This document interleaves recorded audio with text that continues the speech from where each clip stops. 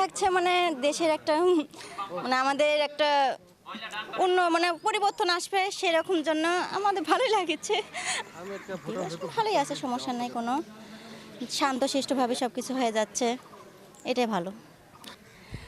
এই ধরেন মানুষের রাস্তাঘাট ঠিকঠাকভাবে চলাফেরা করতে যেন পারে সবাই, সবাই যেন এই যে ছেলে মেয়েদের পড়াশোনা সব দিক দিয়ে সবার মানে সব কিছু খেয়াল রাখা লাগবে সবারই।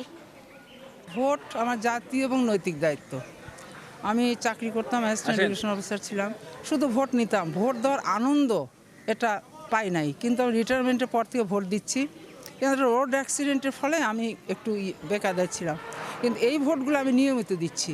ওই ভোটও দিয়েছি, এইটা আসলাম যে আমি আজকে প্রথম ভোটটা আমি দিব, কিন্তু আমার এই ছেলের জন্য আমার একটু লেট হলো, তারপরেও ভোট দিয়েছি। আর সবচেয়ে মানে এখানে ঢুকে ব্যবস্থাপনা আমাকে অবাক করে দিয়েছে, যে সবাই কীভাবে আমাকে একদম ওই সিঁড়ির কাছে যেতে দিল, এই ছেলে আমাকে হাত ধরে নিয়ে গেল।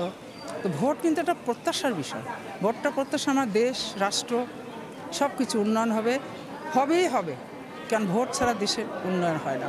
ভোট দিলাম, যারা দায়িত্ব পেলেন তারা সঠিক দায়িত্ব পালন করবেন, এই প্রত্যাশা আমাদের, এবং পালন করছেও বাংলাদেশের সবাই।